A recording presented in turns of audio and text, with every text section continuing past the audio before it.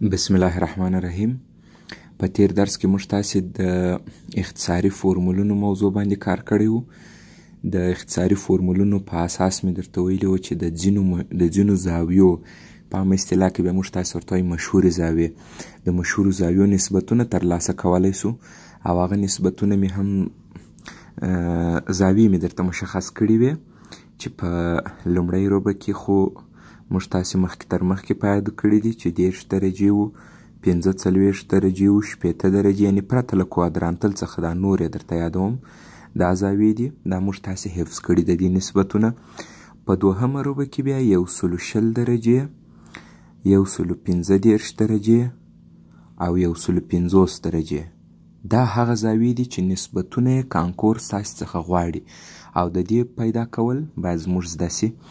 او پرته له مثلثاتو څخه، یعنی مثال په نورو برخو کې مثال یو سوال درته راځي وایي د قوې او موقعیت بدلون ترمنځ زاویه 120 درجې ده. هلته یې فرض کړئ د مثال په ډول باندې ساین یا کوساین په کار راځي. بیا دا قیمتونه تاسې ته نه درکوي د قوې او د واټن ترمنځ. مثال که تاسې غواړئ مومنټ پیدا کړئ ساین مو پکاریږي، که تاسې غواړئ کار پیدا کړئ کوساین. بیا دا نسبتونه نه درکوي که دغه زاویې دا کومې چې زه اوس تاسې ته لیکمه دا په دوهمه روبه کې دا زاویې دي. د دغه زاویو د نسبتونو پیدا کولو میتود زده کړئ او هر نسبت چې وغواړئ ژر ژر پیدا کیږي، یعنې بیا دا حفظولو ته ضرورت نه لري، میتود یې زده کړئ چې څنګه یې پیدا کوای سو. او په دریمه روبه کې بیا 210 درجې، 225 درجې او په همدې شکل باندې 240 درجې. په څلورمه روبه کې بیا 300 درجې، 315 درجې او 310 درجې. دا د دوهمې روبې مربوط زاویې سوې چې موږ یې باید نسبتونه زده کړو. د درېیمې روبې دا د دوهمې وې، دا د اول راځي. دا مو بیا تیار حفظ کړي هم دي. او همداسې دا بیا د څلورمې روبې. د دوی نسبتونه څنګه پیدا کوو؟ زه اوس اول د دې د پیدا کولو میتود درته وایم، بیا به دا مثالو باندې کار وکړو. یعنې که چیرې دا موضوع تاسې زده کړئ په مثلثاتو کې یو له ډېرو مهمو او با ارزښته مسایلو څخه تاسې زده کړئ چې هغه د دغه زاویو د نسبتونو د پیدا کولو طریقه ده. تاسې فکر وکړئ دا 9 دانې زاویې دي، هر یوې 6 نسبته ولري، 4-50 دانې نسبتونه راځي. په دې کې یو نه یو نسبت یې حتمي د کانکور په فورمو کې هم وي، نور هم استعمال لري. دا وګورئ یو سوال دی، د سوال په منځ کې هماغه 300 درجې او 240 دا راغلي. که چیرې د دې قیمتونو پیدا کول زموږ زده یي، قیمت به یې پیدا کړو، دلته به یې وضع کړو، سوال به مو حل سي. تاسې ښه توجه وکړئ، د دې د پیدا کولو طریقه درته وایم څنګه یې کولی سو چې پیدا یې کړو. البته د اختصاري فورمولو په طریقې پیدا کوو. زه اول تاسې ته دا 4 سره روبې معلومومه. فرض کړئ چې دا لومړۍ روبه سوه، دا لومړۍ روبه، دا یې دوهمه روبه، دا یې درېیمه روبه او دا یې هم څلورمه روبه. تر پایه دې موضوع ته توجه وکړئ، ډېره زیاته با ارزښته موضوع ده دا. ښه، دغه سرحد، دا سرحد دا وینئ، دلته مې ټکی ورته کښېښوی. دا سرحد 90 درجې دی. زه به دلته ورته ولیکم 90 درجې یا د راډیان په حساب باندې پای پر 2. دغه سرحد چې دی، دا سرحد دا 180 درجې دی، یعنې که 2 مزله پر دغه ځای راسي زاویه به 180 وي. او دا سرحد 270 درجې. د ځانو سره بیا تاسې په همدې شکل باندې کار وکړئ. دا چې دی هم 0 درجې دی او هم 360. دا دواړه یو شی رالی. په راډیان باندې دا څو راځي؟ پای پر 2، دا پای، دا 3 پای پر 2 او دا هم 2 پای، 2 پای یا 0. دا راډیان حساب. ښه، دغه په لومړۍ روبه کې هغه کومې زاویې چې موږ تاسې ویلې زموږ نسبتونه باید حفظ وي، هغه دا زاویې دي 30 درجې، 45 درجې او دا یې هم 60 درجې. اول خو کومې زاویې دي دا زده کړئ، یعنې معنا په دوهمه روبه کې کومې زاویې دي چې مشهورې ورته وایي خلک، موږ یې باید نسبتونه پیدا کړو. هغه همدا سرحد د دغه درو دانو سره جمع کړئ. ګورئ 90 جمع 10 120، 90 جمع 15 40 115، 90 جمع 60 150. مخکې چې ما تاسو ته ولیکل هغه داسې پیدا کیږي 120 درجې 115 درجې او 150 درجې راډیان باندې املیکای سي. زه په درجې کار کوم. هغه درې زاویې که د دې وارې د 180 د سرحد سره جمع کوي د دې روبي د لاسته راځي. ګوري 180 جمع 10 کوي 210 180 جمع 45 کوي 225 180 جمع 80 کوي 240. د هغه درې زاویې د لومړۍ روبي که د دې سرحد سره جمع کوي د دې د لاسته راځي 270 جمع 10 300 270 جمع 45 315 270 جمع 80 310. اوس نو په دغه 9 زاویو کې په دې 9 زاویو کې که تاسې وغواړئ د دوی نسبتونه لاسته راوړئ اولینه موضوع چې تاسې باید ورته دایم په یاد ولرئ دا زاویې راواخلئ. دغه 9 زاویې چې کومه زاویه د تاسې ته درکړي نسبت یې پیدا کوئ دا زاویه به راواخلئ د دوو زاویو د جمع یا تفاضل په بڼه به یې ولیکئ A مثبت منفي B په دې شکل. په دغه 9 زاویو کې چې د هر یو نسبت یې ستاسې څه وغوښتی اول به ته هغه زاویه راواخې د دوو زاویو د جمع یا تفاضل په بڼه به یې ولیکې A مثبت B یا A منفي B. چې لومړی خبره دا وه چې په دې دوو زاویو کې یعنې تا هغه یوه زاویه راواخیستل د دوو زاویو د جمع یا تفاضل په بڼه دې لیکلې ده. اوس نو په دې دوو زاویو کې یوه زاویه یې باید 10 45 یا 80 د دغه درو څه د باندې بله زاویه نه وي. یوه زاویه یې باید 10 45 یا 80 بله زاویه یې باید یا 90 درجې وي یا 180 درجې وي یا 270 درجې وي یا 360 درجې وي. په دې څلورو کې یوه وي. او دا کمې زاویې چې ما تاسې ته یادې کړي دا 9 زاویې دا ټول دغه امکانات لري چې یوه یې 10 یا 45 یا 80 کوي او بله یې په دغه څلورو دانو کې یوه دانه کوي. دا ټول دا امکانات لري 100% ممکنه خبره ده. ښه اوس نو تاسې چې د هرې روبې څه زاویه راواخیستله د هغه زاویې مثال د دومې روبې د وګورئ 150 115 120 صحیح ده. د دغه زاویو دا زاویې چې دي یو طرف ته یم یوه کوادرانتل ده بل طرف ته یم بله کوادرانتل ده. که هغه د ده کوچنی کوادرانتل انتخاب کوي نو بیا د جمع په بڼه راځي که تر د لوی انتخاب کوي د تفریق حتمي جوړیږي. مثال ګورئ زه د دوهمې روبې د درته یاد کړم فرض کړئ مثال 150 درجې که زه وغواړم نسبتونه پیدا کړم ما تاسو ټول دا باید د دوو زاویو د جمع یا تفاضل په بڼه ولیکئ چې په هغه کې یوه زاویه 10 45 یا 80 باید وي. او اوس ګورئ که زه تفاضل په بڼه ولیکم نو 90 منفي خو نه لیکم ځکه 90 منفي یو زاویه 150 نه ورکوي نو 180 لیکم 180 مطمئن اوسه په دغه درو کې چې یوه دانه انتخاب کې کار ورکوي یوه یې حتمي کار ورکوي. زه لیکم 180 منفي 10 دا نه دی جوړ سو 150 مې د دوو زاویو د تفریق په بڼه ولیکئ چې یوه زاویه یې په دغه درو کې یوه دانه راغلې ده او یوه بله زاویه هغه د هغه څلورو څخه یوه دانه ده. او که د جمع په بڼه ولیکم نو 180 جمع خو نه لیکم نو 90 باید ولیکم 90 جمع او اوس نو 80 چې ولیکې دا ورکوي. تاسو وینئ دغه مشهورې زاویې په دې بڼه لیکل یې 100% ممکن دي په دې بڼه چې په هغه کې یوه یې دا شکل ولري یو یې دا خاصیت ولري او بله برخه یې دا. په دې باندې تاسې بس تمرین وکړئ کار ورباندې وکړئ. مثال زه تاسو ته وایم 225 څنګه جوړوای سئ تاسو وایئ 225 کې د جمع په بڼه ولیکم 180 جمع 45 او که تفریق په بڼه ولیکم 270 منفي 45. دغه مشهورې زاویې چې 15 لري لکه 115 215 315 هغه به ټول په 45 جوړیږي. په دې شکل باندې دا جوړولی سي.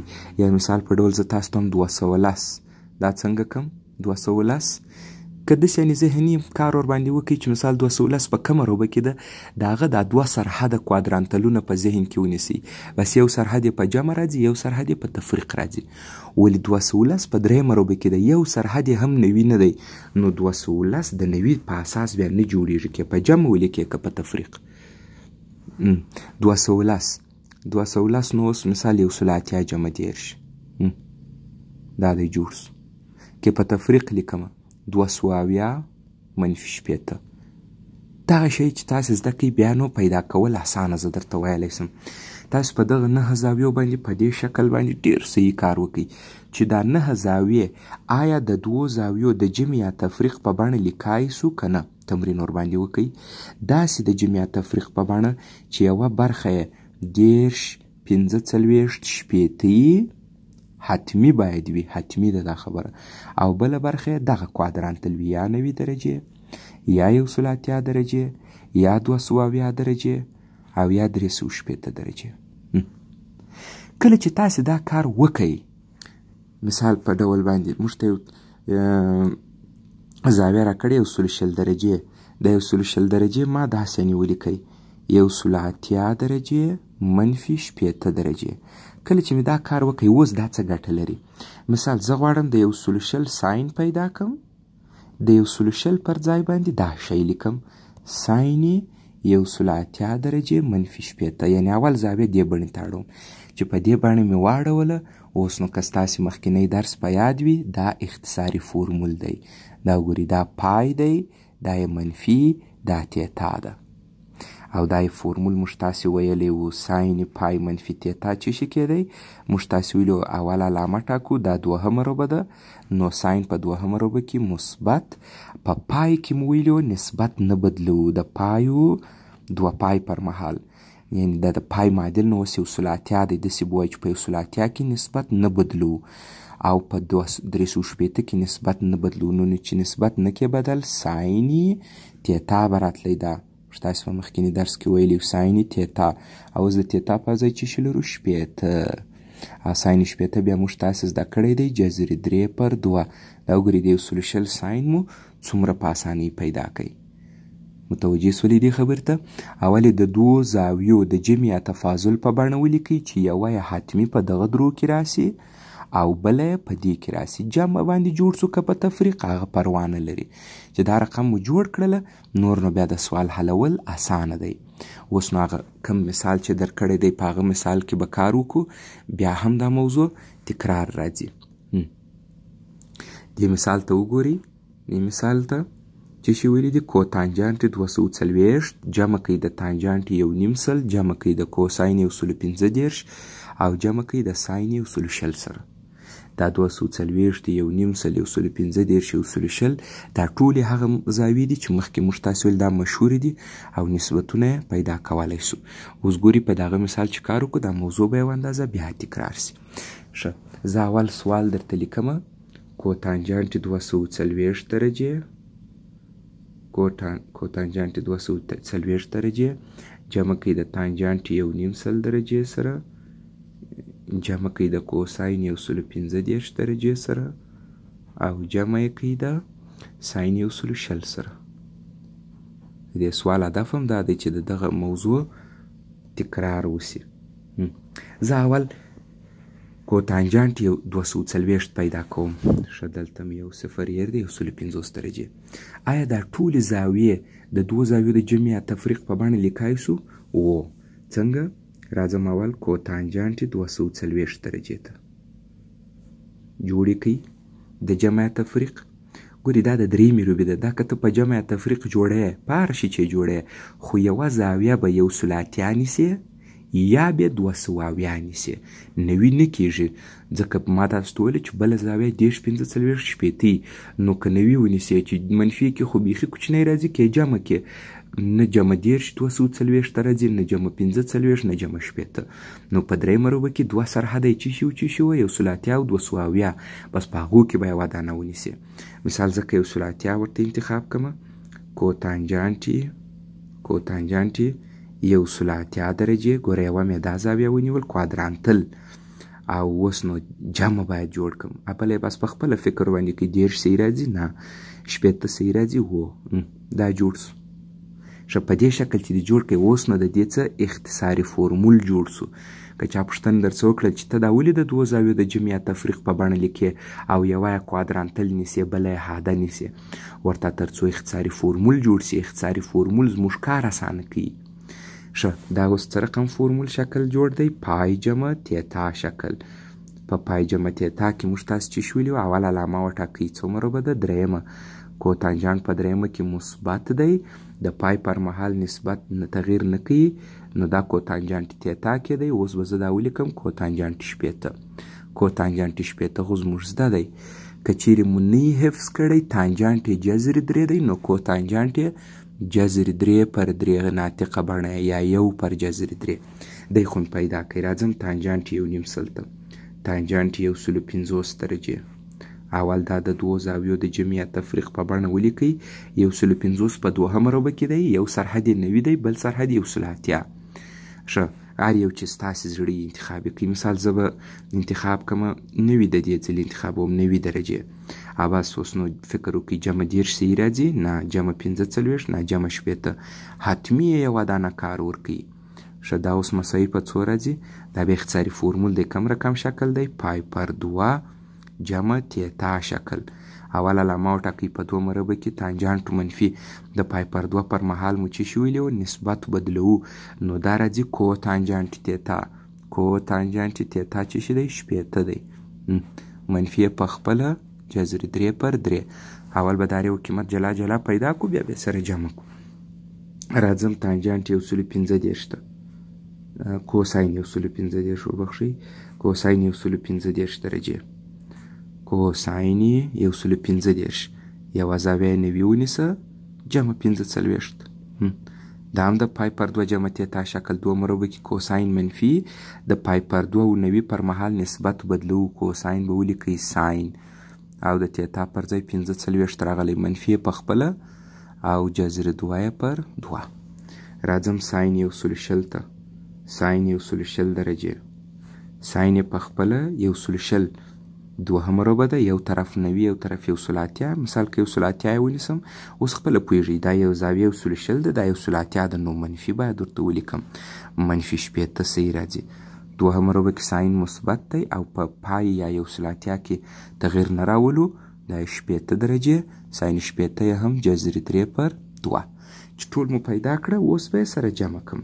د ماته ویلي وو چې کوتانجانټ 240 درجې جمع کوي د تانجانټ 150 درجې سره او جمع یې کوي د کوساین 115 درجې سره او جمع یې کوي د ساین 120 درجې سره. د دې پر ځای به څه شي ولیکو؟ جذر 3 پر 3 جمع د دې بل قیمت منفي جذر 3 پر 3 او د دې بل پر ځای منفي جذر 2 پر 2 او د دې قیمت جذر 3 پر 2. دوی دواړه سره صفر سوه. د دې دوو نورو ترمنځ 2 ګډ مخرج منفي جذر 2 لرو مثبت جذر 3. کولی شئ دا جذر 3 په اول کې ولیکئ جذر 2 په دوهم کې پر 2. دا و د دې سوال جواب. د مشهور زاویو د نسبتونو پیدا کولو موضوع باندې تمرین وکړئ. حل لاره یې څه شي ده؟ اختصاري فورمولونه. اختصاري فورمولو ته به یې څنګه جوړئ؟ هره مشهوره زاویه به په دې بڼه اول جوړ کړئ. A مثبت منفي B. یوه یې باید څه شي؟ یوه زاویه یې باید یا پای پر 2 یعنې 90 درجې یا پای یا 3 پای پر 2 او یا هم 2 پای وي او بله زاویه یې باید څه شي وي؟ بله زاویه یې باید وي یا 10 درجې یعنې پای پر 6 یا پای پر 5 پای پر 5 او یا پای پر 3. دا موضوع دا رقم سو. ښه بل سوال ته یې راځم. بل جز ته یې دلته راغلی ساین 300 یو منفي کوساین 240. دا افاده وایي ساده کوي. بس صحیح ده. دا مشهور زاویې دي چې قیمتونه یې پیدا کړم وضع به یې کړم. تاسې دې ته هم توجه وکړئ. ساین 300 درجې ساین 300 درجې پر یو منفي کوساین 240 درجې. اول به زه دوی پیدا کړم. ساین 300 جوړوای سو د دوو زاویو د جمع یا تفریق په بڼه و. دا په څلرم مربع کې دی. یوه خوا یې 270 بله خوا یې 360. نو زه دا داسې لیکم ساین که 360 ولیکم نو منفي 80 یې چې کوم 300 ورکوي. دا د کوم اختصاري فورمول شکل یې نیولی؟ دا د 2 پای منفي تیتا. اول علامه وټاکئ. څلرم مربع ده دا. په څلرم مربع کې ساین منفي او د 2 پای پر مهال مو نسبت نه تغیروئ نو دا راځي ساین تیتا چې اوس د تیتا پر ځای 80 لرو منفي جذر 3 پر 2 او کوساین 240 درجې کوساین 240 درجې کوساین یې په خپله 240 څه رقم جوړ کړم؟ کولی شئ دا داسې جوړ کړئ 270 جمع 80 او دا کومه روبه راځي 270 منفي 80 جمع نه 270 منفي 80 دا کومه روبه راځي درېیمه روبه کې کوساین منفي دا کوم اختصاري فورمول دی 3 پای پر 2 منفي تیتا شکل نو دا خو نسبت راوړي کوساین به په ساین ولیکم او 80 او مساوي منفي په خپله ساین 80 هم څو راځي جذر 3 پر 2 دا رقم 240 دا اشتباه درته کار کوي دا اشتباه راغی هلته تفریق مو اشتباه کړی ګوري دا رقم یې درته ولیکم کوساین 240 درجې مساوي کیږي په کوساین دا ځای ما پام نو غلط مې کوي 270 منفي 10 باید ولیکم 270 منفي 80 نه درېیمه روبه منفي او نسبت هم بدلیږي ساین 10 او منفي 1 پر 2 دا صحیح قیمت اوس دا دلته وضع کوي ساین 300 پر ځای څو لیکم منفي جذر 3 پر 2 پر 1 منفي کوساین 240 کوساین 240 پر ځای منفي 1 پر 2 مساوي کیږي منفي جذر 3 پر 2 په خپله منفي په منفي کې ضرب کوي مثبت 1 پر 2 منفي جذر 3 پر 2 په خپله غیر واجب کوي 3 پر 2 دویم د 2 سره خلاص منفي جذر 3 پر 3 دا و د دې سوال جواب پر بي جزء تاسو بیا کار وکړئ په کتاب کې هم حل سوی دی بیا به زه په بل درس کې درته حل کم په راتلونکي درس کې بیا هم ډیره زیاته یو مهمه موضوع لرو د 2 الفا زاویې نسبتونه د الفا له جنسه د 3 الفا زاویې نسبتونه د الفا له جنسه چې دا هم په مثلثاتو کې ډیر مهم فورمولونه دي او بیا هم د دې اړیکو څخه استعمال هم مثالونه باندې بیا کار کوو